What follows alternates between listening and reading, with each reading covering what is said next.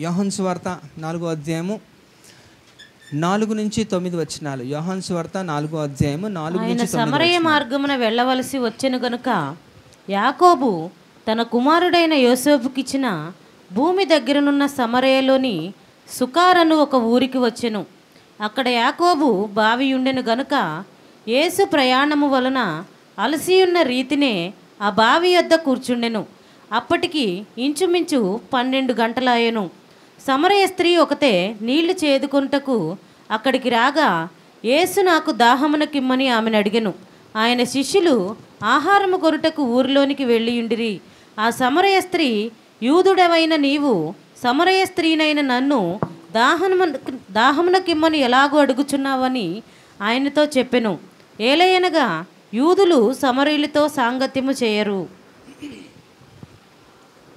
ఈ యొక్క లేఖన భాగాన్ని మనం చాలాసార్లు చదివాం, మనకి తెలుసు, విన్నాం. దాని గురించి అనేక వర్తమానాలు కూడా వినే ఉంటారు. అయినప్పటికీ కూడా దేవుడు మనకి ఇది ఇస్తున్నాడు అంటే మీరు అర్థం చేసుకోవాలి. అయితే ఈరోజు ఇది ఒక వర్తమానం నేను ఇవ్వడం కాదు, కానీ ఇది ఒకలాంటి ఒక బైబిల్ స్టడీ అనుకోండి.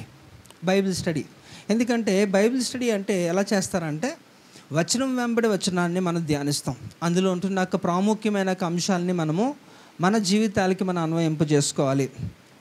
కాబట్టి బైబిల్ స్టడీలో ఎప్పుడు కూడా చాలా డీటెయిల్గా మనకి చాలా విషయాలు దేవుడు బయలుపరుస్తాడు. ఏదో చదువుకొని వెళ్ళిపోతే మీకేం అర్థం అవ్వదు, దాన్ని ధ్యానించాలి, దాంట్లో ఉన్న ఒక విషయం ఏంటో అనేది. కనుక ఈరోజు అలాంటి ఒక సందేశాన్ని మనం విందాం. ఇక్కడ చూడండి, సమరయ స్త్రీ గురించి అక్కడ యేసు ప్రభు వారు సమరయ స్త్రీని కలిసినప్పుడు అక్కడ ఏ రీతిలో వారి సంభాషణ ఎలా ఉంది ఏంటి అనేది దేవుడు మనకి తెలియజేస్తున్నాడు. ఇక్కడ 4వ వచనంలో 4వ వచనాన్ని ఒకసారి చదవండి. ఆయన సమరయ మార్గమున వెళ్ళవలసి వచ్చెను గనుక. చాలు, ఈ మొదటి మాటని మీరు ఒకసారి ఆలోచించండి. దాని అర్థం ఏంటి? ఎందుకు అలా రాశారు? ఏంటది?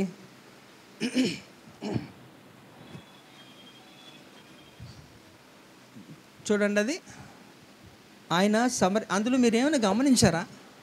ఆ వాక్యం ఏమైనా ఉందా? చాలాసార్లు విన్నారు కదా మీరు, ఆ వాక్యాన్ని విన్నారు, దాని గురించి ఎన్నో ప్రసంగాలే వినే ఉంటారు కదా. అందులో ఏం గమనించారు మీరు? బైబిల్ స్టడీలు ఇవన్నీ తెలుస్తాయి మనకి. అందులో ఏం గమనించారు? చదువుకున్న పిల్లలు చెప్పండి, చెప్పాలి. మీరు నాకు సహకరిస్తే నేను తొందరగా ముగించేస్తాను.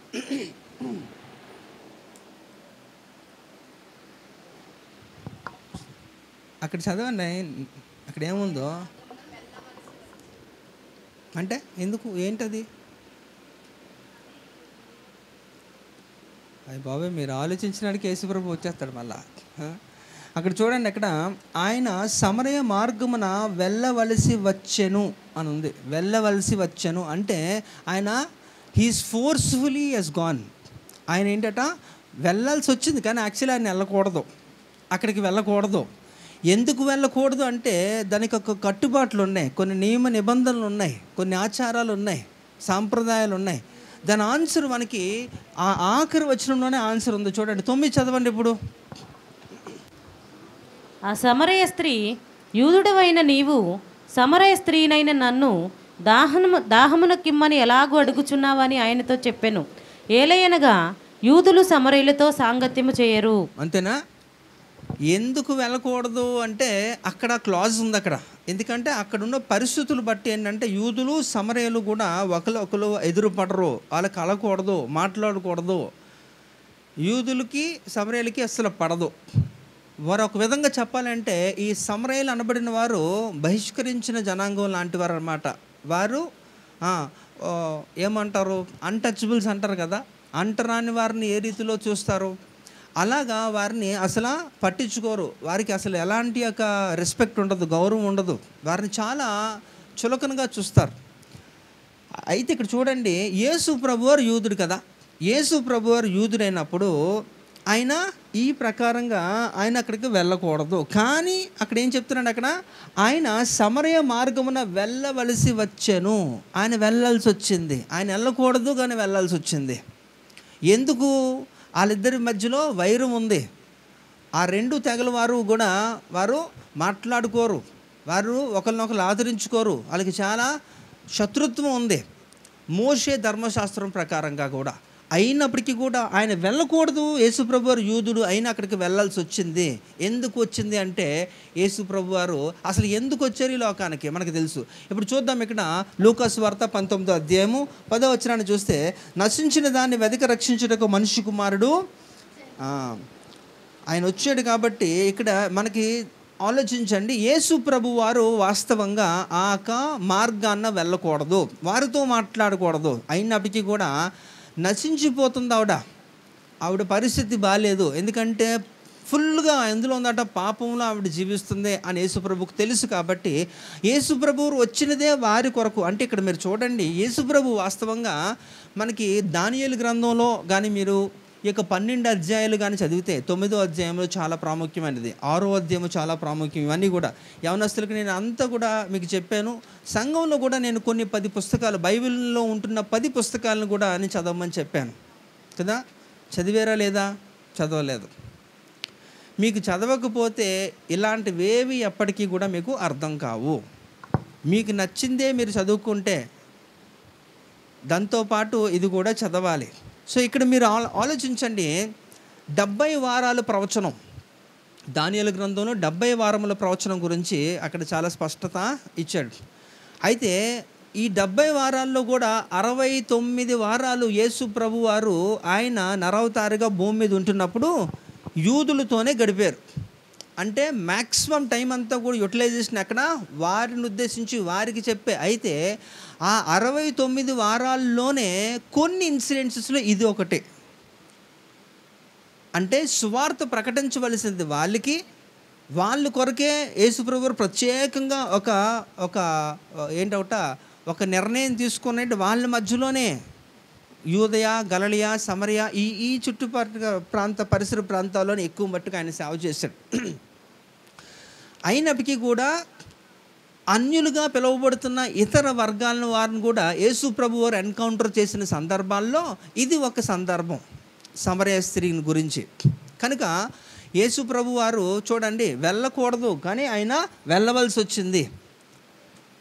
ఇక్కడ మీరు ఆలోచించండి, ఇక్కడ యేసు ప్రభు వారు వెళ్ళకూడని స్థలానికి ఆయన వెళ్తున్నారంటే ఆత్మ నశించిపోకూడదు. అంటే ఒక్క ఆత్మను కూడా ఆయన నిర్లక్ష్యము చేయుడు. ఎందుకంటే యేసు ప్రభు ప్రతి ఒక్కరిని అంత ప్రేమిస్తున్నాడు. కనుక ఇక్కడ మీరు ఆలోచిద్దాం, ఇక్కడ మనం పాపులమైండు కూడా పరిశుద్ధుడు మన కొరకు ఆయన వస్తున్నాడు. అంటే ఏ ఒక్కరు కూడా కనీసం ఆయన్ని చూడడానికి కూడా అర్హత లేదు, ఆయనతో మాట్లాడడానికి కూడా యోగ్యత లేదు. అయినప్పటికీ కూడా యేసు ప్రభు వారు, అయితే యేసు ప్రభు వారికి తెలీదా? సమరయులకు యూదులకి అసలు సాంగత్యమే లేదు కదా. మరి అలాంటి సందర్భంలో ఈయన కానీ వెళ్తే మోషే ధర్మశాస్త్ర ప్రకారం ఏంటట, ఈ యొక్క ప్రాస్టిట్యూట్స్ అంటే ఈ వేశ్యలుగా ఎవరైతే ఉంటున్నారో వారితో మాట్లాడిన, వారితో సాంగత్యం చేసిన మోషే ధర్మశాస్త్ర ప్రకారం ఎలా ఉంటుందంటే వారికి ఒక శిక్ష, రాళ్ళతో కొట్టి చంపేస్తారు, అలాంటి శిక్ష ఉంటుంది. మరి యేసు ప్రభు వారు వెతుక్కొని ఆ స్త్రీ దగ్గరికి వెళ్ళి మాట్లాడడానికి చూస్తున్నప్పుడు అది విరుద్ధం కదా. మరి అలా అయితే యేసు ప్రభు వారు చాలా రిస్క్ చేసినట్టే కదా, చాలా రిస్క్ చేశాడు. అయినప్పటికీ కూడా ఎందుకంటే ఒక ఆత్మను ఆయన రక్షించడం కొరకు. కాబట్టి ఇక్కడ చూడండి, యేసు ప్రభు వారు అసలు తన యొక్క లైఫ్ అంతా కూడా రిస్కే. ఆయన 33.5 సంవత్సరాలు ఈ భూమి మీద అంతా కూడా రిస్కే, పెద్ద రిస్కే చేశాడు మన కొరకు. అంత రిస్క్ చేసిన వ్యక్తిని కూడా చివరిగా ఏం చేశారు, వాళ్ళందరూ కూడా అవకాశం వచ్చి అడిగినప్పుడు కూడా మీకు బరబ్బా కావాలా, యేసు ప్రభు కావాలా అంటే మాకు బరబ్బానే కావాలి. మరి యేసు ప్రభు చేసిన పెద్ద నేరం ఏంటో ఏం చేశారండి యేసు ప్రభు వారు? నీకు దయ్యాలు పడితే దయ్యాలను వెళ్ళగొట్టడం, నీకు రోగం ఉంటే దాన్ని బాగు చేయడం, చచ్చిపోతే వారిని తిరిగి బ్రతికించడం. యేసుప్రభు చేసిన నేరాలు ఇవన్నీ కూడా, అవునా కదా? ఇంత పెద్ద నేరాలు చేశారు యేసుప్రభు వారు. సో వాళ్ళ కొరకే ఆయన వచ్చి వాళ్ళ కొరకే రిస్క్ తీసుకొని వాళ్ళ మధ్యలో సమాధానాన్ని పుట్టించడం కొరకు ఆయన ఎంత శ్రమపడి ఎంత తీసుకున్నప్పటికీ కూడా ఆఖరికి ఆయన్నే సిలువకు అప్పగించేసిన వారు ప్రజలంతా కూడా. అయినప్పటికీ కూడా యేసు ప్రభు ఎంత మాత్రం కూడా వారిని నిర్లక్ష్యం చేయలేదు. ఇలాంటి వారని తెలిసినప్పటికీ కూడా ఆయన వారి కొరకే ఇంకా ఇంకా ఇంకా శ్రమపడుతూ ఆయన పని చేస్తూ ఉన్నాడు. ఇక్కడ చూడండి, ఇక్కడ మొదటి వచనం నుంచి మనం ఇక్కడ 6 నుంచి మనం చూద్దాం. ఇక్కడ యోహాను సువార్త 4వ అధ్యాయము 6వ వచనం చూడండి. అక్కడ యాకోబు బావి ఉండెను గనుక యేసు ప్రయాణము వలన అలసియున్న రీతినే ఆ బావి వద్ద కూర్చుండెను. అప్పటికి ఇంచుమించు 12 గంటలాయెను. ఇందులో కూడా చూడండి, నేను ముందే చెప్పాను, వచనం వెంబడి వచనం మనం ఏం చేస్తున్నామో అధ్యయనం చేస్తున్నప్పుడు అందులో ఉన్న సత్యములను మనం గ్రహించవచ్చు. 4వ వచనంలో మనం ఏం చేసాం తెలుసుకున్నది ఏంటంటే, ఆయన వెళ్ళవలసి వచ్చినది అంటే తప్పలేదు, ఫోర్స్ఫుల్గా తప్పలేదు అంతే. ఇక్కడ చూడండి 6వ వచనంలో, అక్కడ యాకోబు బావి ఉండెను కనుక యేసు ప్రయాణం వలన అలసి ఉన్న రీతినే ఆ బావి యొద్ద కూర్చుండెను. అప్పటికి ఇంచుమించు 12 గంటలు ఆయనట. ఇందులో ఏం గమనించాం మనం?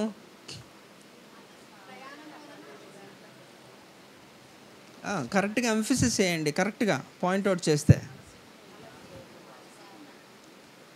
ఒకరు యాకోబు బావ అంటున్నారు, ఒకరు అలసి ఉన్నారు అంటున్నారు. ఏదో ఒకటే చెప్పాలా. సమరే స్త్రీ గురించి బావి దగ్గరికి వెళ్ళాడని సునంద డిక్లేర్ చేస్తుంది.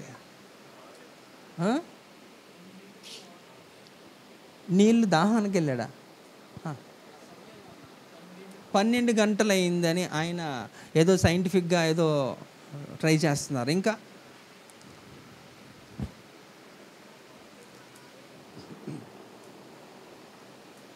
ఓకే, ఇక్కడ చూద్దాం. అక్కడ యాకోబు బావి ఉండెను కనుక యేసు ప్రయాణం వలన అలసి ఉన్న రీతినే అంటున్నాడు. అంటే అక్కడ నాకు తెలిసి ఈ యొక్క వాక్య భాగాన్ని చదువుతున్నప్పుడు నాకు కొంచెం ఆశ్చర్యం కలిగింది. ఎందుకు ఆశ్చర్యం కలిగిందంటే, యేసు ప్రభు ఈ సృష్టిని చేసినప్పుడే ఆయన అలసిపోలేదు కదా. ఈ విశ్వాన్ని సృష్టించినప్పుడే ఆయన అలసిపోలేదు. కానీ ఇక్కడ మాత్రం ఆయన ఎక్కడి నుంచట, ఆయన ఉంటున్నాక యెరూషలేము నుంచి ఎక్కడికి, ఈ యొక్క సమరయ మార్గమును వెళ్తున్నప్పుడు ఆయన అలసిపోయినట్టు అక్కడ చెప్తున్నాడు. యేసు ప్రభు అలసిపోయాడట. అక్కడ అలసిపోయి అక్కడ కూర్చున్నాడట, ఆ బావి దగ్గర కూర్చుండను. అప్పటికి ఇంచుమించు 12 గంటలు అయిందట. యేసు ప్రభు అలసిపోతాడా? అలసిపోడు కదా. అయినప్పటికీ కూడా ఆయన అలసిపోయాడు అని చెప్తున్నాడు. అంటే ఫిజికల్గా ఆయన అలసిపోయాడు, ప్రయాణం చేసి వచ్చాడు కదా, అలసిపోయాడు, అక్కడ కూర్చున్నాడట. అంటే ఇక్కడ చూడండి, మీరు ఈ మొదటి యొక్క వచనము, ఈ వచనాన్ని కూడా మీరు మనసులో పెట్టుకోవాలి. 4, 6 కూడా. మొదటిది ఏంటట, ఆయన వెళ్ళకూడదు కానీ వెళ్ళవలసి వచ్చింది కదా. ఇక్కడ చూస్తే ఆయన అలసిపోయాడు. అంటే వెళ్ళకూడదు, వెళ్తే రిస్క్ ఆయనకి. ఎందుకంటే అందరూ కూడా, ఎందుకంటే ఆయన ఎప్పుడు కూడా వెంబడిస్తున్నవారు ఎవరంటే పరిసయ్యులు, శాస్త్రులు, సద్దుకాయులు. ఈ ముగ్గురు కూడా ఆయన్ని వెంబడిస్తూనే ఉంటారు. ఆయనలో ఏ యొక్క తప్పు ఉంటుందో పట్టుకుందాం అని చూసే వాళ్ళే వాళ్ళంతా కూడా. వాస్తవంగా చెప్పాలంటే వారిని కూడా, కొంతమందిని యేసుప్రభు వారు ఆ వర్గంలో ఉన్న వారిని స్వస్థపరిచి వారికి కూడా బాగు చేశాడు. అయినప్పటికీ కూడా ఏదో ఒకటి చేసి ఆయన్ని ఇబ్బంది పెట్టాలనే ఉద్దేశమే వారికి ఉంటుంది ఎప్పుడు కూడా. అయితే రిస్క్ చేస్తున్నప్పుడు రిస్క్ చేశాడు. ఇంకొకటి ఏంటంటే, ఆయన ఆరోగ్యరీత్యా కూడా అలసిపోయాడు. అంటే ఆయన బాగా అలసిపోయి ఉంటున్నాడు.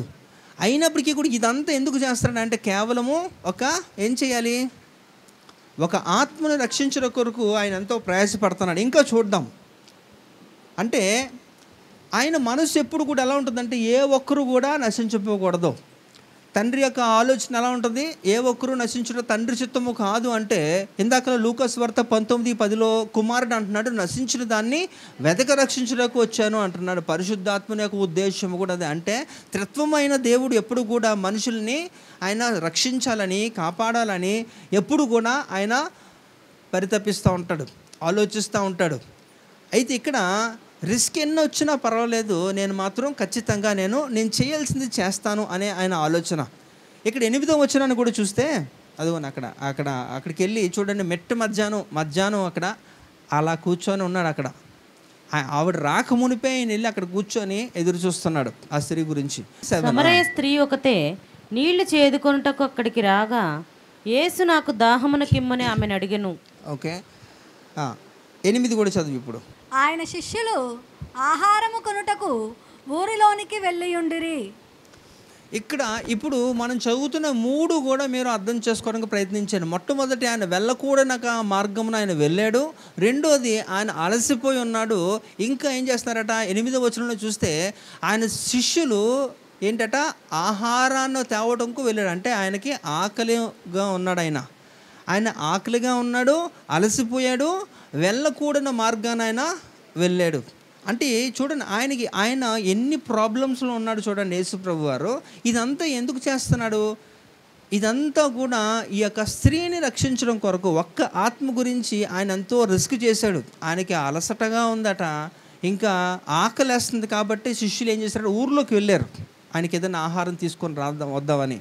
అలాగే ఒకవేళ కానీ అందరూ కూడా చుట్టుముట్టితే ఆయన ఉన్న పరిస్థితిలో ఖచ్చితంగా మరి ఆయన యేసుప్రభు వారు చాలా జ్ఞాని కాబట్టి ఆయనకి తెలుసు ఏ రీతిలో ఆయన తప్పించుకోవడం అనేది. కానీ నేను చెబుతున్నాను, ఆ పరిస్థితులు వివరిస్తున్నాను.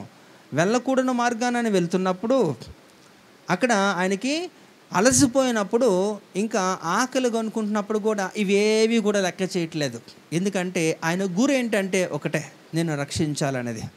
ఎందుకో తెలుసా? కేవలం ఆయన నిన్ను ప్రేమిస్తున్నాడు కాబట్టి దాని కొరకు ఆయన ఎంతన్నా సరే ఆయన సిద్ధపడుతున్నాడు. హల్లెలూయా.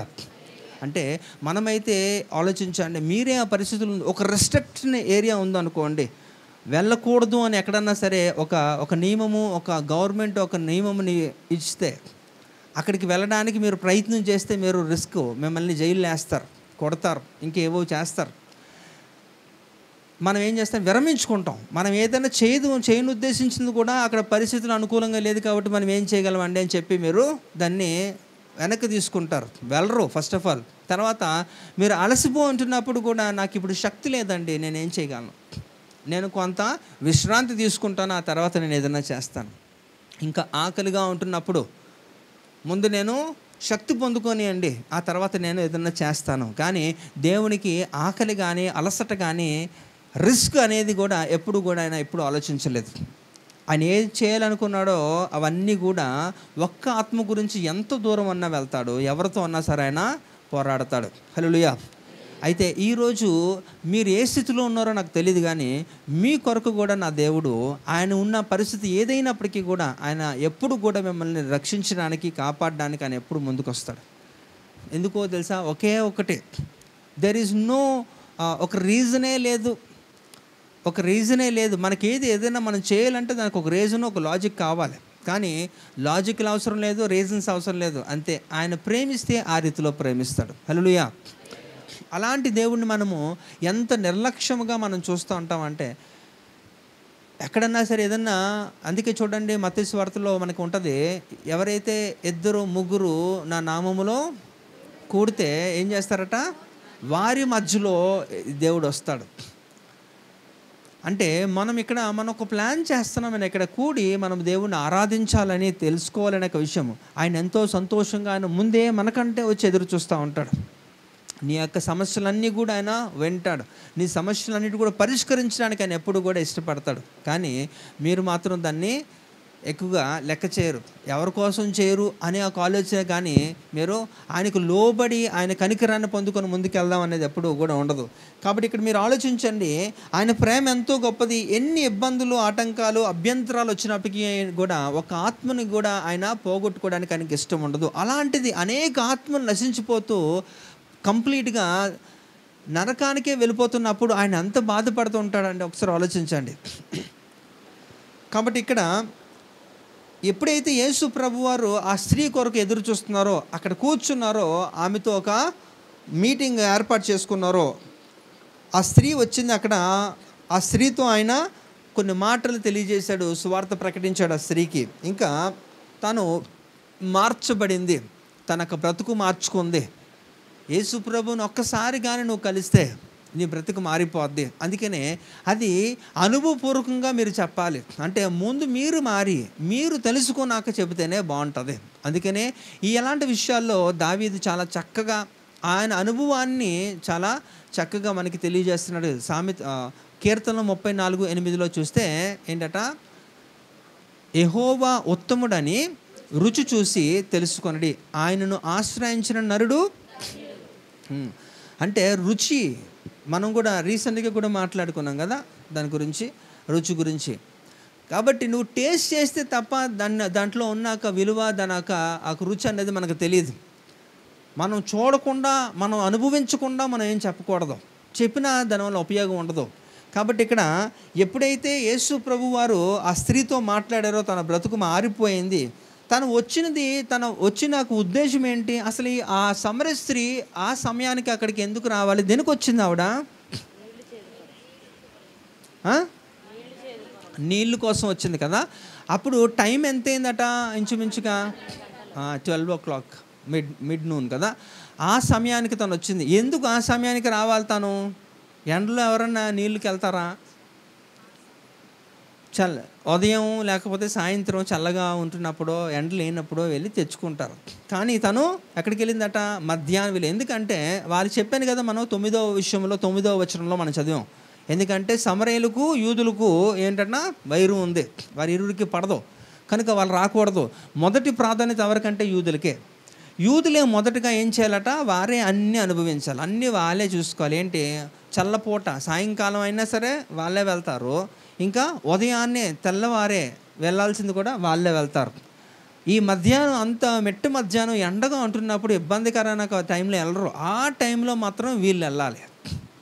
వీళ్ళు వెళ్ళి అక్కడ ఆ నీటిని చేదుకొని తీసుకొని రావాలి. కాబట్టి ఈ రోజుల్లో ఎన్నో ప్రార్థన కూటములకు మనం వెళ్తుంటాం, కానీ ఆ సమరయ స్త్రీలాగా మనము మారకపోవడమే చాలా విచిత్రం. ఎందుకంటే ప్రతి ఒక్కరికి కూడా ఏదో ఒక బలహీనత. మనం నిన్న కూడా మాట్లాడాం కదా, యాకోబు 1:14 ఏంటట?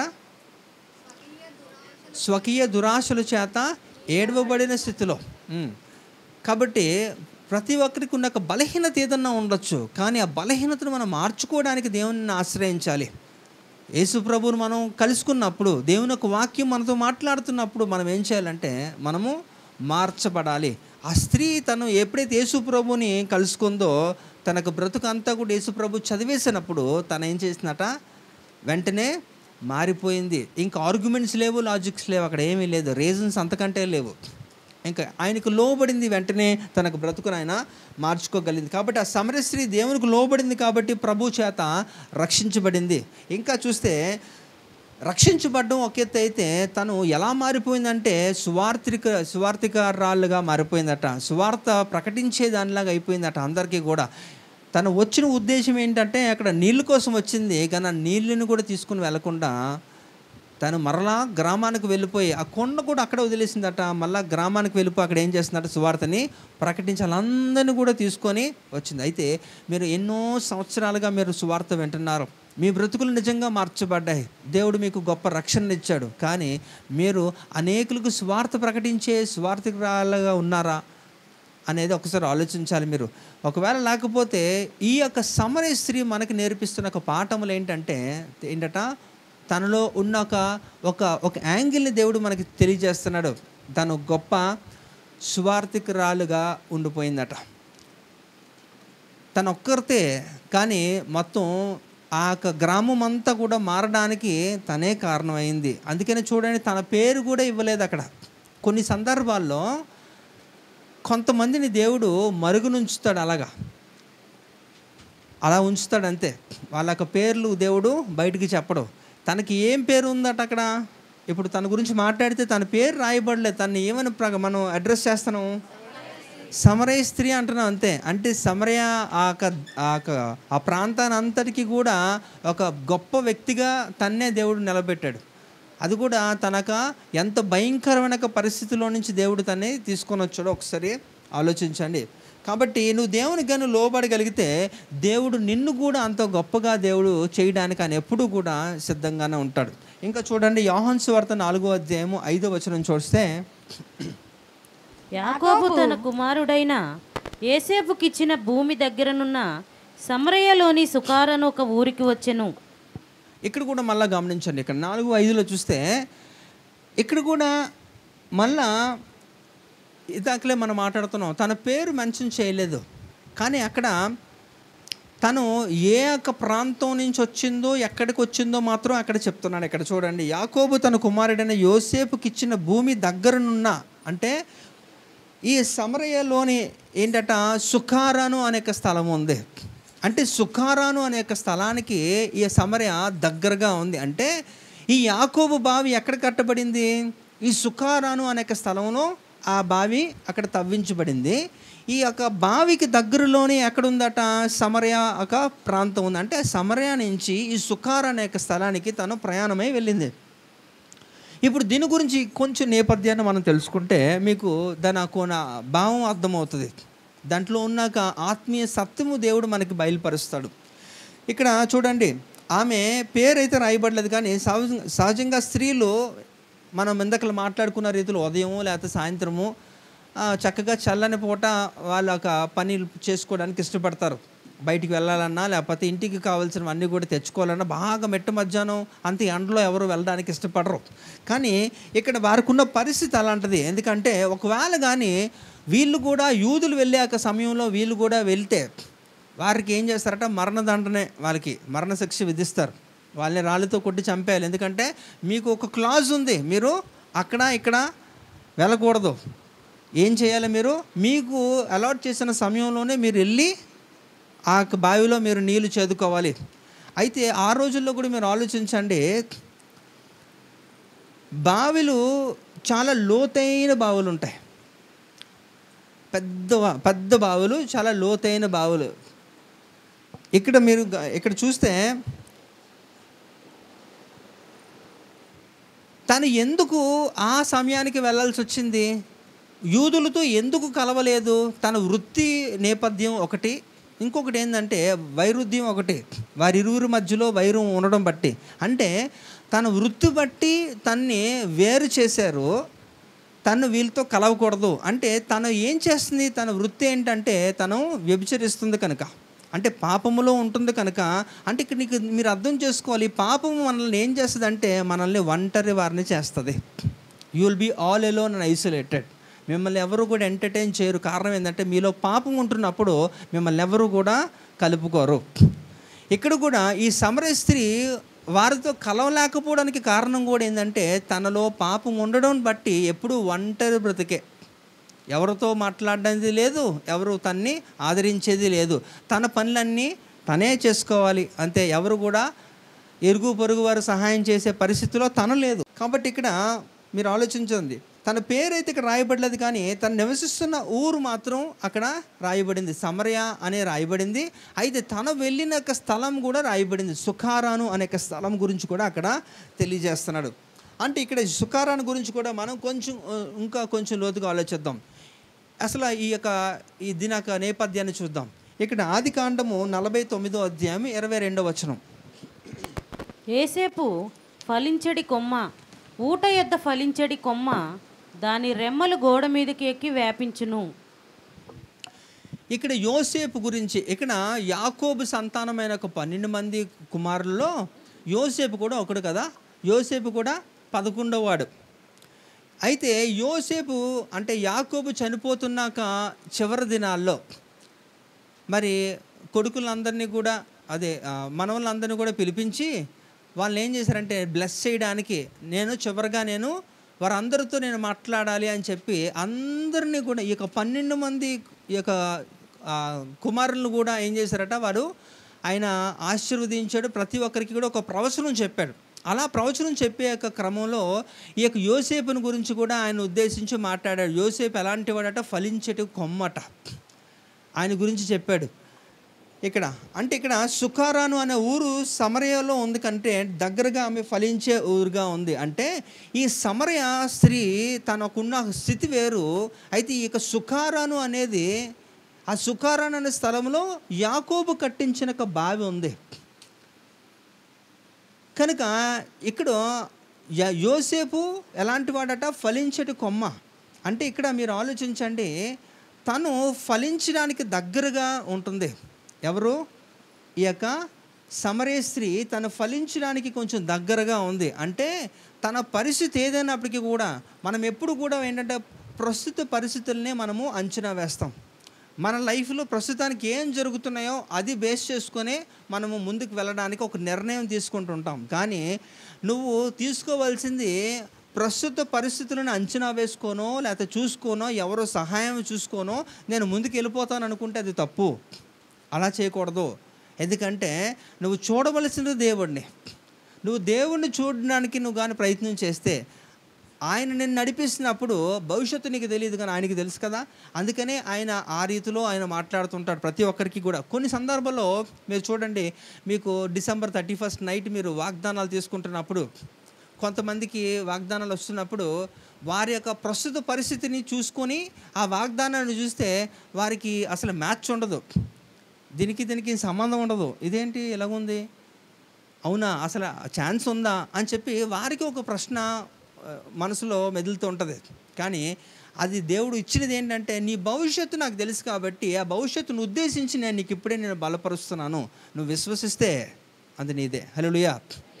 సో చాలా సందర్భాల్లో మనుషులు ఏం చేస్తారంటే అవేవి పట్టించుకోరు. అంటే దేవుడు చేయగలడనే సామర్థ్యత తెలుసు కానీ విశ్వాసం మాత్రం ఉండదు. అందుకని విశ్వాసం అనేది కూడా ఎలాంటిది అంటే కూడా అది కూడా ఆత్మఫలములో ఒకటి అనేది కూడా దేవుడు తెలియజేస్తున్నాడు. అది కూడా ఆత్మ దయచేసాక అందులో ఫలములో ఉత్పన్నమయ్యేదే విశ్వాసము కూడా. అది అంత సులువుగా రాదు. విశ్వాసం అందరికీ ఉంటుందంటే ఉంటుందేమో కొంచెం కొంచెం, కానీ ఆ విశ్వాసాన్ని స్థిరపరచుకొని ఉండేది నువ్వు దేవుని దగ్గర నుంచి నువ్వు పొందుకున్న ఆత్మ వరాల్లో ఆత్మ ఫలముల్లో నువ్వు పొందుకుంటున్నప్పుడు వాటిని నువ్వు స్థిరంగా ఉంచుకోవచ్చు. సో ఇక్కడ మీరు ఆలోచిద్దాం, ఆయన ఫలించడి కొమ్మగా ఉన్నాడు కాబట్టి ఇక్కడ ఇప్పుడు సుకారాను ఉన్న బావి దగ్గరికి స్త్రీ వెళ్తుందంటే తనకు భవిష్యత్తు మారబోతుంది అనే అర్థం. ఇప్పుడు అక్కడికి వెళ్ళింది, మరి మారిందా లేదా? మారడమే కాకుండా ఫలించిందా లేదా? మారింది, ఫలించింది కూడా. మరి ఎక్కడికి వెళ్ళింది? సుకారాను అనే స్థలానికి వెళ్ళింది కాబట్టి అది యాకోబు కట్టించిన బావి కాబట్టి అక్కడ ఫలించే కొమ్మగా తనేమైందట, తన పరిస్థితి మారిపోయింది. తన జీవితం మారడమే కాకుండా తను దేవునికి అనుకూలంగా మారిపోయి అనేక ఆత్మల్ని క్రీస్తు వైపు ఆకర్షించి ఒక సువార్థికురాలుగా మిగిలిపోయింది. ఇంకా చూడండి, యోహాను సువార్త 4:11-15. అప్పుడు ఆ స్త్రీ, ఈ బావి లోతైనది, చేదుకొనుటకు నీకేమీయూ లేదే, ఆ జీవజలము ఎలాగు నీకు దొరుకును? ఆ స్త్రీ ఆయనను చూచి, అయ్యా, నేను దప్పుకొనకుండునట్లును చేదుకొనుటకింత దూరము రాకుండునట్లును ఆ నీళ్లు నాకు దయచేయమని అడగగా. రైట్, ఇక్కడ కూడా చూడండి ఆ 11-15 వచనాల్లో ఆ బావి లోతైనదట. ఆ పైన దాంట్లో చూస్తే, ఇంకా 15లో చూస్తే ఆ స్త్రీ ఆయనను చూచి, అయ్యా, నేను దప్పికొనుచున్నట్లుగా చేదుకొనుటకు ఎంత దూరము రాకుండానట్లు ఆ నీళ్లు నాకు దయచేయమని అడగగా. ఇక్కడ కూడా చూస్తే మనం ఆలోచించండి చాలా. అయితే ఆ ఊర్లో నా ప్రశ్న ఏంటంటే, సుకారాను అనేక స్థలంలో ఒక్కటే ఉందా? సమరయాలో ఉండలేదా? సమరయాలో బావులు లేవా? ఇప్పుడు ఒక పెద్ద ప్రాంతం ఉందనుకోండి, ఆ ప్రాంతాన్ని అంతటికీ ఒకటే బాగుంటుందా? ఉంటాయి కదా, చాలా ఉంటాయి. ఒకటే ఉంటే సరిపోదు కదా. కనుక ఖచ్చితంగా నేను అనుకుంటాను తను నివసిస్తున్న సమరయలో కూడా బావులు ఉన్నాయి కదా. సమరయలో కూడా బావులు ఉన్నాయి. కానీ సమరయలో తను బావి దగ్గరికి వెళ్ళలేదు. ఎక్కడికి వెళ్ళిందట? సమరయ నుంచి సుకారాను అనే స్థలానికి వెళ్ళింది. అయితే తను కూడా ఎందుకు వెళ్ళిందంటే అది యాకోబు కట్టించిన బావి అని కూడా తెలుసు దానికి. ఆ స్త్రీకి అంటే అందుకే అంటుందన్నమాట, నేను ఎంత దూరం వెళ్ళాలా, ఎంత దూరం నేను రావాల్సి వచ్చింది అని. అంటే ఇక్కడ మీరు ఆలోచించండి, ఎక్కడన్నా సరే ఇప్పుడు మీకు మంచి రెస్టారెంట్ ఉందనుకోండి, అది చాలా దూరం ఉందనుకోండి, అక్కడ టేస్ట్ చాలా బాగుంటుందండి అని అన్నప్పుడు ఏం చేస్తారు మీరు? మీ ఇంటి దగ్గర నుంచి అక్కడికి వెళ్ళడానికి మార్గం మధ్యలో బోల్డ్ రెస్టారెంట్లు ఉన్నవన్నీ కూడా దాటుకొని వెళ్ళిపోతుంటారు. వెళ్తారా లేదా? ఎందుకని? అక్కడ భోజనం బాగుంటుందనో, లేకపోతే ఆ రీజనబుల్గా ప్రైస్ ఉంటుందనో, ఏదో ఒకటి ఉంటుంది. అది బేస్ చేసుకొని ఇవన్నీ దాటుకొని అంత దూరం అని వెళ్ళిపోతూ ఉంటారు. అయితే తనకి కూడా తెలిసినది ఏంటంటే అది యాకోబు కట్టించిన బావి కాబట్టి. యాకోబు ఎలాంటి వాడంటే దేవునితో పోరాడి గెలిచినవాడు. తనకు బ్రతుకు మార్చుకొని మోసగానిగా ఉంటున్న యాకోబు ఇశ్రాయేలుగా మార్చబడిన వ్యక్తి. దేవుని చేత ఎలాంటి ఆశీర్వాదం పొందాడు, అలాంటి వ్యక్తి కట్టించిన బావి అది ఎంతో మేలు, అందులో నీళ్లు మంచివి అని ఒకలాంటి ఒక అభిప్రాయం తనకైతే ఉంది. కాబట్టి తనుంటున్న స్థలము సమరయ అయినప్పటికీ కూడా సమరయ నుంచి ఎక్కడికి వెళ్ళిపోయిందట, సుకారాన్ అనే స్థలానికి వెళ్ళిపోయి అక్కడ అది లోతైన బావి, ఇంకా దూరం. ఇప్పుడు ఎవరన్నా ఏం చేస్తారు, మీకు సులువుగా ఉండక షార్ట్ కట్స్ చూసుకుంటారు కదా. మా పక్కన ఉందనుకోండి, మంచి నీళ్ళు దొరుకుతున్నాయి అనుకోండి, అక్కడికో ఎందుకు వెళ్తారు మీరు? వెళ్ళరు. మీకు కన్వీనియంట్గా, మీకు అనుకువగా, దగ్గరగా దొరుకుతున్న వాటికే మీరు ప్రాధాన్యత ఇస్తారు కదా. టైం సేవ్ అవుతుందనో, లేకపోతే ఎందుకంటే అంత దూరం ఎవడెళ్తాడు అని మాట్లాడతారు. కానీ తనైతే దూరం అని తెలుసు, అది మళ్ళీ లోతైన బావైనా దూరమైన బావి అయినా సరే అది యాకోబు కట్టించిన బావి. హల్లెలూయా. యాకోబు కట్టించిన బావి అని తనకు ఒక మైండ్లో ఒక ఆలోచన ఉంది. కాబట్టి తను అంత దూరం అక్కడికి పోయింది, వెళ్ళింది. అక్కడికి వెళ్ళి చూడండి 12వ వచనం చూడండి ఒకసారి. తానును తన కుమారులను పశువులను ఈ బావి నీళ్లు త్రాగి మాకిచ్చిన మన తండ్రి అయిన యాకోబు కంటే నీవు గొప్పవాడవా అని ఆయనను అడిగాను. ఇక్కడ కూడా చూడండి తన మాటలు, కాన్వర్జేషన్ చూడండి. ఆ సందర్భాలు మీరు గమనిస్తే యేసు ప్రభు అంటున్నారు, నేను నీకు నీళ్ళు ఇస్తాను, నేను ఇచ్చే నీళ్ళు కానీ నువ్వు తాగితే నువ్వు ఎప్పుడు కూడా దప్పికొనవు, నీకు దాహం వేయదు అని దేవుడు చెప్తే యేసు ప్రభుకే సువార్త ప్రకటిస్తుంది. ఇక్కడ ఏంటి అంటున్నావు నువ్వు? 12వ వచనంలో ఇక్కడ చూడండి. ఏంటి ఇక్కడ? తానును తన కుమారులను పశువులను ఈ బావి నీళ్ళు త్రాగి మాకిచ్చిన మన తండ్రి అయిన యాకోబు కంటే నీవు గొప్పవాడవా అని ఆయన అడిగాను. అంటే యాకోబు చరిత్ర, ధర్మశాస్త్రం ఉన్న విషయాలు అన్నీ కూడా ఈ యొక్క సమరయ స్త్రీకి తెలుసు అన్నమాట. అన్నీ తెలుసు. అంటే ఆయన కంటే నువ్వు గొప్పవాడువా అని చెప్పి ఈ యొక్క మాటలు డైరెక్ట్గా ఎవరితో చెప్తుంది? యేసు ప్రభుతోనే ఆవిడ చెప్పడం చాలా ఆశ్చర్యం. అంటే చరిత్ర అంతా తెలుసు కానీ రక్షించబడ్డం తెలియనాక అజ్ఞాని అనుకోవాలి. అవునా? మరి అంతా తెలుసు కదా, మరి ఎందుకు నువ్వు ఇంకా అలాంటి యొక్క బంధకంలోనే ఎందుకున్నావు? మరి బయటికి రావచ్చు కదా, నువ్వు రాలేవు. అందుకని అంటున్నాను యాకోబు పత్రిక 1:14, స్వకీయ దురాశల చేత స్వయంగా నీకంటూ ఒక దరిద్రాన్ని నువ్వు పెట్టుకున్నప్పుడు, అది నువ్వు బయటికి రాకూడదు అనుకున్నప్పుడు ఎవడేం చేయలేడు.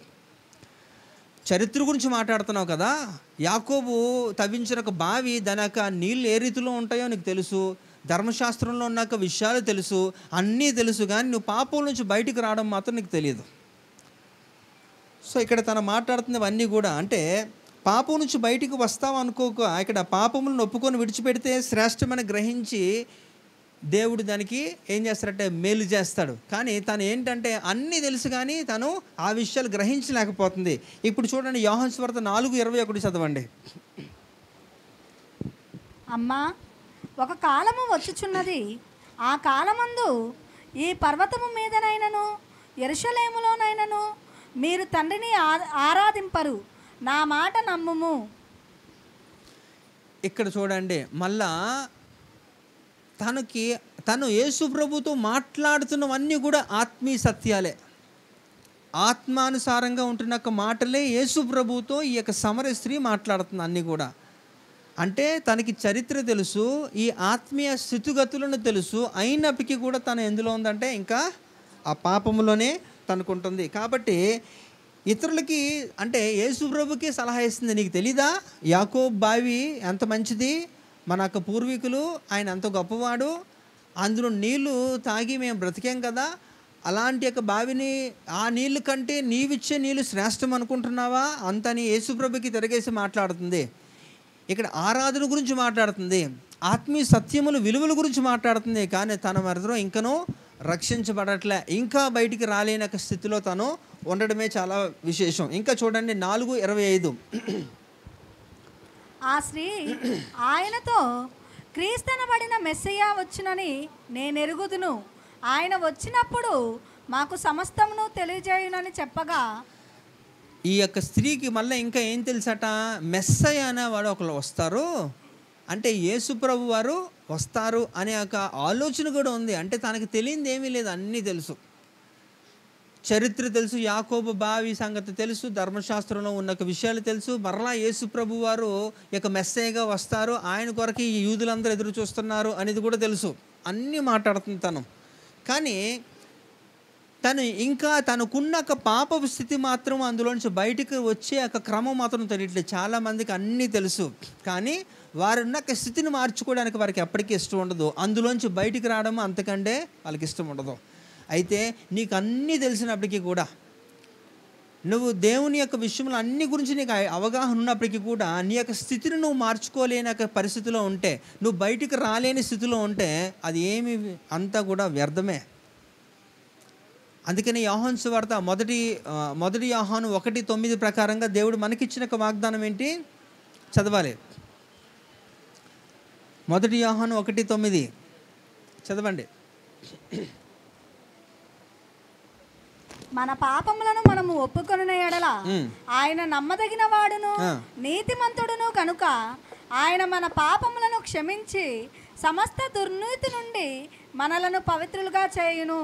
మనము పాపములను మనం ఒప్పుకొని ఎడల, అక్కడ మళ్ళీ క్లాజు, మనం ఒప్పుకుంటే తప్ప మనం ఏమీ చేయలేం. మనం ఒప్పుకుంటే దేవుడు మనకిచ్చిన ఒక వాగ్దానం ఏంటట, సమస్త దుర్నీతి నుండి మనలను ఆయన పవిత్రులుగా చేస్తారని. సమస్త దుర్నీతి నుంచి కూడా, అంటే మీ బలహీనతలో మీరు బంధించబడుతూ దేవునికి విరోధముగా మీరు జీవిస్తున్న ప్రతి విషయము నుంచి కూడా మిమ్మల్ని ఆయన పవిత్రులుగా చేయడానికి ఆయన ఎప్పుడు ఇష్టపడుతున్నాడు. అయితే ఈ స్త్రీకి ఆత్మీయ సత్యాలు మాట్లాడడం తెలుసు, చరిత్ర తెలుసు, అన్నీ తెలుసు, కానీ తను ఉంటున్న పాపస్థితిలో నుంచి బయటికి రావడం తెలియని అజ్ఞానిగా ఇక్కడ కనబడుతుంది. అయితే ఎప్పుడైతే యేసు ప్రభు ఆయన కలుసుకుందో, యేసు ప్రభుతో మాట్లాడిందో, యేసు ప్రభు వారు ఆయన ఎక్స్ప్లెయిన్ చేస్తున్నాడో, తన స్థితి గ్రహించింది. తన యొక్క స్థితి ఎలాంటి భయంకరమైన స్థితితో తను తెలుసుకుంది. అంతకు మించి ఏం చేసిందంటే, వెంటనే సరే నాకు ఇక మీదట ఆ స్థితిని నేను కొనసాగించలేనని చెప్పి తను వచ్చిన పనిని కూడా పక్కకు పెట్టేసి ఏం చేశారంటే గ్రామంలోకి వెళ్ళిపోయి అందరిని కూడా తీసుకుని వచ్చింది. యేసుప్రభు దగ్గరికి తీసుకొచ్చి సువార్త ప్రకటించింది. ఇదిగో నేను నా పరిస్థితి ఇది, కానీ నా దేవుడు నన్ను ఈ రీతిలో నాతో మాట్లాడినప్పుడు నా హృదయం కదిలించబడింది. చాలామంది పేరుకు క్రైస్తవులుగా ఉంటున్నప్పటికీ కూడా వారు నామకార్థలుగా ఉంటూ దేవునికి సంపూర్ణంగా అప్పగించుకోలేని పరిస్థితులు ఉంటున్నప్పుడు వారు ఎన్ని ఆత్మీయ సత్యములు తెలుసుకున్నా వారి బ్రతుకు ఎంత మాత్రకు మారదు. ఎందుకంటే నువ్వు దేవునికి నిన్ను అప్పగించుకుంటే తప్ప నీకు విమోచన లేదు. అందుకనే 2 కొరింథీ 5:8 అపోస్తలుడైన పౌలు గారు తెలియజేస్తున్నది ఏంటంటే, మీరు ఈ దేహములో ఉన్నను ఈ దేహము విడిచినను, చెప్పాలి గట్టిగా, ఆయనకి ఇష్టలుగా మనం ఉంటే తప్ప నీకు నచ్చినట్టు నువ్వు వ్యవహరిస్తే అది కుదరదు. అది నువ్వు ఈ దేహంలో ఉన్నప్పటికీ చనిపోయిన తర్వాత నేను ఎలా ఉంటే ఏంటని అంటే, నువ్వు నీ యొక్క గురి కలిగి నువ్వు జీవిస్తున్నప్పుడు, నువ్వు చనిపోయిన తర్వాత నువ్వు ఎక్కడికి వెళ్తావు అన్నది ఒక క్లారిటీ వస్తుంది. నీకు గురే లేకుండా నువ్వు ఎక్కడ పెడితే అలాగా నువ్వు చేయాలనుకుంటే నువ్వేమీ సాధించలేవు. కాబట్టి ఇక్కడ తనకు అన్నీ తెలిసినప్పటికీ కూడా ఆ పరిస్థితిలోంచి బయటికి రాలేని స్థితిలో సమరయ స్త్రీలాగా చాలామంది ఉంటున్నారు. కాబట్టి మీరు ఆలోచించండి, దేవుడు మనకిచ్చిన అవకాశాన్ని మనం సంపూర్ణంగా సద్వినియోగం చేసుకోగలిగితే నువ్వు నిజంగా ఈ యొక్క ధన్యతను నువ్వు సంపాదించుకోవచ్చు. ధన్యత అంటే ఏదో భూమి మీద నేనేదో మేడలో మిద్దెలు కడతానని కాదు, కానీ ఆత్మానుసారంగా దేవుడు నీకు ఒక నిశ్చయత ఇస్తాడు. ఇక్కడ అబ్రహాము ఒక చక్కగా నిశ్చయత పొందుకున్నాడు కదా. హెబ్రీ పత్రిక 11:10 మనం చూస్తే ఆయన భూమి మీద ఉంటున్నప్పుడే ఆయన ఎక్కడ చూసారట, పునాదులు గల పట్టణాన్ని ఆయన చూసేశాడు. అందులో ఆయనకి కూడా ఒక స్థలాన్ని దేవుడు నిర్మించాడు. అందులో ఆయనకి ఏం కడుతున్నాడట, ఏలయనగా దేవుడు దేనికి శిల్పియు నిర్మాణకుడునై ఉన్నాడో పునాదులు గల ఆ పట్టణము కొరకు అబ్రహాము ఎదురు చూచుచుండెను కదా. అబ్రహాము దేని కొరకు ఎదురు చూస్తున్నాడండి, దేవుడు కట్టబో ఒక పట్టణాన్ని ఆయన చూసేశాడు. కాబట్టి అందులో కూడా ఈయనకు ఒక పాలు ఉందని ఆయనకు క్లారిటీ వచ్చేసింది. కాబట్టి దాని కొరకే ఆయన బ్రతికి దినములంతా కూడా ఆయన ఏం చేస్తున్నాడట, దేవుని కొరకు బ్రతకాలని. అంటే అదే ఇక్కడ అపోస్తలుడైన పౌలు గారు తెలియజేస్తున్నది, ఈ దేహంలో ఉన్నను ఈ దేహము విడిచినను నువ్వు ఆయనకి ఇష్టలుగా ఉన్నాడు. మరి ఆయన బ్రతికినంత కాలము కూడా దేవునికి ఇష్టంగానే బ్రతికాడు. చనిపోయినది కూడా ఆయనకి ఒక భరోసా, నిరీక్షణ, ఒక నిశ్చయత వచ్చేసింది. చక్కగా ఆయన ఎక్కడికి వెళ్ళిపోయాడట. ఇప్పుడు అబ్రహాం ఎక్కడున్నట్టు, నరకంలో ఉన్నట్ట, వేదనకరమైన స్థలంలో ఉన్నట్ట, ఎక్కడున్నాడు, లూకాసు వార్త ఎఫెక్టా? ఓకే. దేవుడు కుడిపార్శ్వమున కూర్చున్నట్టు ఒక ఉపమాన రీతిలో దేవుడు తెలియచేశాడు. ఆయన పరదేశంలోనే అయినా 100% ఆయన ఉన్నాడు. ఎందుకంటే ఆయన బ్రతుకు దినమునంతా కూడా దేవునికి ఇష్టకరంగా ఆయన జీవించాడు. ఈ భూమి మీద ఏదైనా ఆశించలేదు. అంతా కూడా ఆయన ఎక్కడికి వెళ్ళిపోయాడు? నడుచుకుంటూ అలాగా దేశాలు తిరిగాడు. కానీ ఎక్కడ కూడా ఆయనకంటూ ఒక స్థిరమైన నివాసము ఆయన కట్టుకోలేదు. కారణం ఏంటంటే ఆయనకి దేవుడు స్థిరమైన ఒక నివాసము కడుతున్నాడు అనే ఒక నిశ్చయత ఉంది, ఒక నిరీక్షణ ఉంది. కాబట్టి ఆయన వెళ్ళిపోయాడు. ఇంకా చూడండి, ఇక్కడ యోహాను సువార్త 4:9 చూడండి. ఆ సమరయ స్త్రీ, యూదుడవైన నీవు సమరయ స్త్రీయునైన నన్ను దాహనమునకిమ్మని ఎలాగో అడుగుచున్నావని ఆయనతో చెప్పెను. ఏలైనగా యూదులు సమరయులతో సాంగత్యము చేయరు.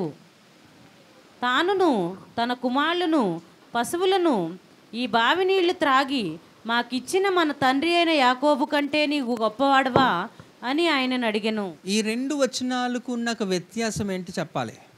ఇక్కడ చూడండి, ఆ సమరయ స్త్రీ యూదుడైన నీవు సమరయ స్త్రీ అయిన నన్ను దాహముకిమ్మని ఎలాగడుగుచున్నావు అని ఆయనతో చెప్పాను. అంటే నువ్వు యూదుడివి, నేను సమరయ స్త్రీని కదా, మా మధ్యలో వైరు ఉంది, యూదులకి సమరయులకి పడదని నీకు తెలుసు కదా.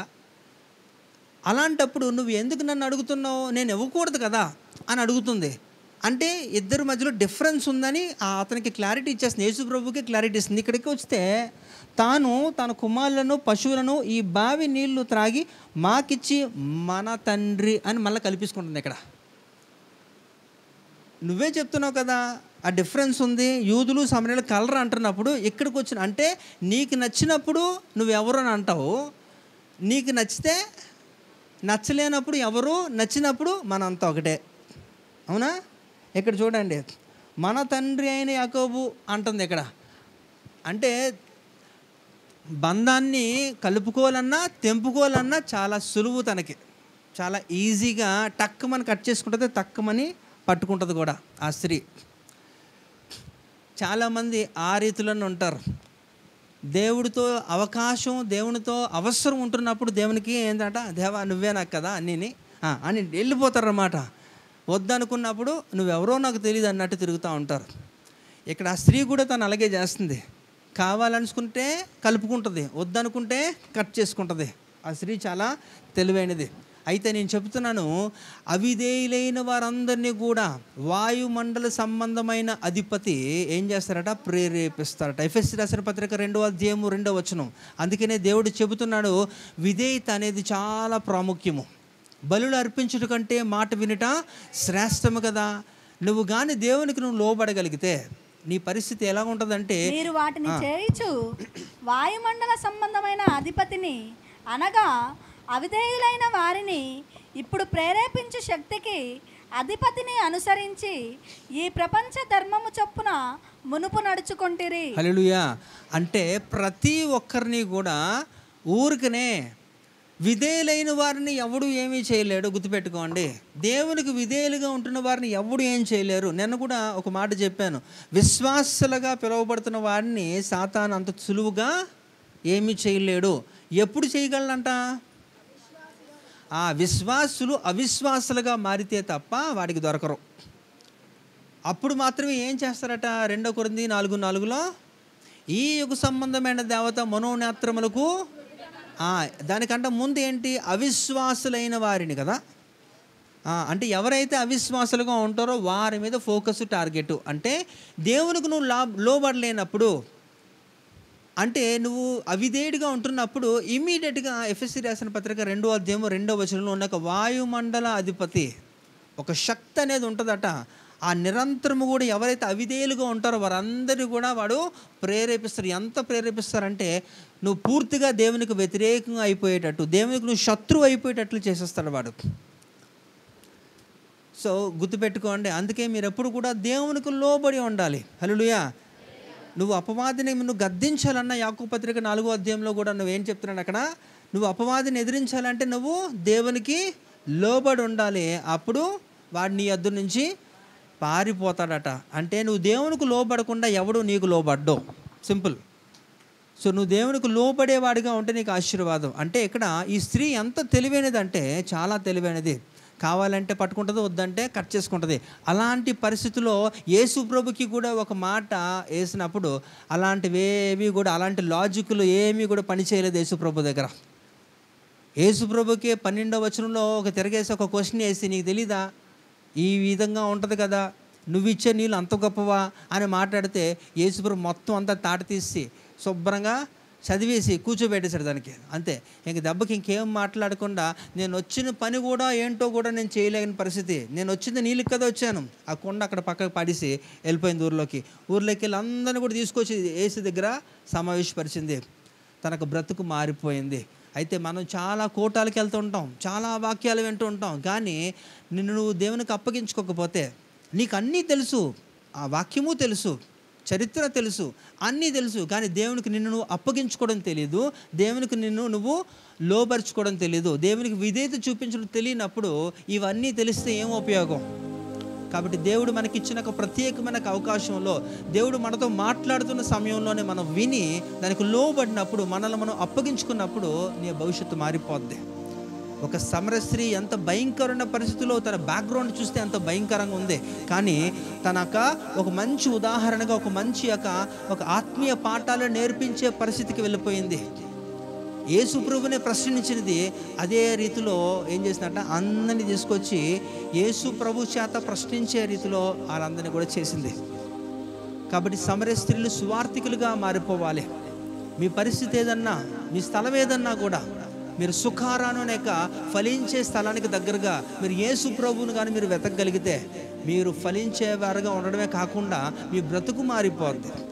తను ఎప్పుడు కూడా జీవితంలో ఊహించలేదు అనుకుంటున్నాను నేను. తనకి తెలియదు, ఎందుకంటే తన ఉన్న బంధకం అలాంటి భయంకరమైన స్థితి. తను ఎంత బయటికి రావాలన్నా తను రాలేని స్థితి. తను కూడా ఊహించలేదు. యథావిధిగా వచ్చింది. అక్కడ 12 గంటలకు వచ్చింది. అక్కడ నీళ్లు తీసుకుని వెళ్ళిపోదాం అనుకుంది, కానీ యేసు ప్రభు అంతకంటే ముందు వచ్చి కూర్చున్నాడు. నీ యొక్క అవసరత, నీ బలహీనత తెలుసుకున్నవాడు నా దేవుడు. కనుక నువ్వు ఎలాంటి స్థితిలో ఉంటున్నప్పటికీ కూడా, అయితే నీకు ఒక సంకల్పం ఉండాలి. నువ్వు మారాలి అని నీ యొక్క మనసులో కానీ బలంగాను కానీ నీకు ఉంటే దేవుడు ఖచ్చితంగా నేను మారుస్తాడు. తను అనుకుంటుంది మనసులో, కానీ తనకి పరిస్థితులు అనుకూలంగా లేవు. తను మారడానికి ఇష్టపడుతున్నది. చాలామంది మారడానికి ఇష్టపడతారు, కానీ వారు సంపూర్ణంగా అప్పగించుకోకపోవడం వలన వచ్చే పర్యవసనాలు ఎలా ఉంటాయంటే వారి ఆత్మను కోల్పోయే పరిస్థితి. కానీ దేవుని కృపను బట్టి తన యొక్క పరిస్థితి ఎలా మారిపోయిందో మీరు చూస్తున్నారు కదా. కాబట్టి మీరు ఆలోచించండి. ఇక్కడ సాతాను ఎప్పుడు కూడా రేపటి గురించే మాట్లాడుతూ ఉంటాడు.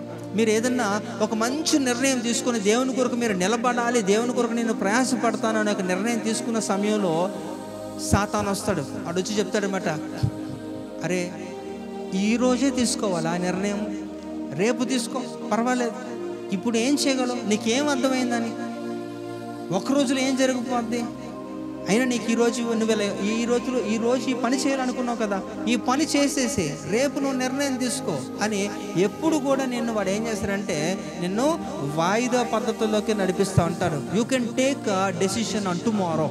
కానీ దేవుడు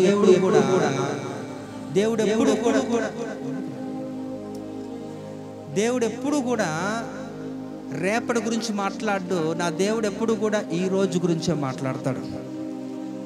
ఎందుకంటే ఇదే మిక్కిలి అనుకూల సమయము, ఇదే రక్షణ జనం. కాబట్టి ఎప్పుడు కూడా నువ్వు వాయిదాల పద్ధతుల్లో నడవద్దు, రేపు చూద్దాం అనొద్దు. ఎప్పుడు కూడా ఈరోజే. ఒకవేళ రేపు తీసుకుంటాను, రేపు చేస్తానని నువ్వు కానీ అలాంటి నిర్ణయం తీసుకుంటే గుర్తుపెట్టుకోండి, అది ఖచ్చితంగా దేవుడి దగ్గర నుంచి వచ్చినది కాదు, అది సాతాను నిన్ను ప్రేరేపిస్తుంది అనేది మీరు తెలుసుకోవాలి. నా దేవుడు ఎప్పుడు కూడా ఈరోజే, ఇప్పుడే నువ్వు నిర్ణయం తీసుకో, ఇప్పుడే నువ్వు చేయి. నువ్వు మారాలనుకుంటున్నప్పుడు వెంటనే ఆ నిర్ణయం చొప్పున నువ్వు నిలబడు, దేవుని సహాయం నీకు ఇస్తాడు. అంతేగాని ఇప్పుడు వద్దులేండి నేను రేపు చేస్తానంటే రేపు నువ్వు ఉంటావో ఉండవో తెలియదు, రేపు నీకు పరిస్థితులు అనుకూలంగా ఉంటాయో లేదో నీకు తెలియదు. కాబట్టి సమరయ స్త్రీ అయితే నేను అనుకుంటాను, దేవుడు ఎప్పుడైతే తను దర్శించి మాట్లాడాడో, తన పాపం అంతటిని కూడా తను చెప్పేశాడో, తను వెంటనే లోబడి అప్పగించుకొని ఒక నిర్ణయం ఏమంటే నేను ఇంకెప్పుడు కూడా నేను ఇలాంటి పరిస్థితులకు నేను వెళ్ళకూడదని నిర్ణయం తీసుకుంది. అంతే, ఆ నిర్ణయాన్ని పోస్ట్పోన్ చేయలేదు, వాయిదా వేయలేదు. వెంటనే తను రక్షించబడమే కాకుండా గొప్ప స్వార్థికురాలుగా మారిపోయింది. కాబట్టి సమరయ స్త్రీ తనక గతం అంతా కూడా చాలా భయంకరమే, కానీ దేవుడు తన్ని ఎంతో అద్భుతంగా, తన భవిష్యత్తు నెరిగిన దేవుడు కనుక తనక జీవితాన్ని ఎంత చక్కగా కట్టాడో ఆలోచించండి. అయితే మీ గతం కూడా భయంకరంగా ఉండొచ్చు. It doesn't matter. నీ గతాన్ని బట్టి నీ పరిస్థితిని, నీ ప్రస్తుత పరిస్థితిని నువ్వు అంచనా వేసుకుంటూ నువ్వు అనుకోవచ్చేమో, నేను ఈ స్థితిలో నేను ఉన్నాను కదా, ఈ స్థితిలో వెళ్తున్నప్పుడు ఏంటో పరిస్థితి అనుకోవచ్చు. కానీ నా దేవునికి తెలుసు నీ భవిష్యత్తు ఏంటో. కాబట్టి నిన్ను నువ్వు అప్పగించుకొని దేవునికి లోబడితే దేవుడు నిన్ను గొప్ప జనాంగంగా చేస్తాడు. హల్లెలూయా. చిన్న ప్రార్థన చేసుకుందాం.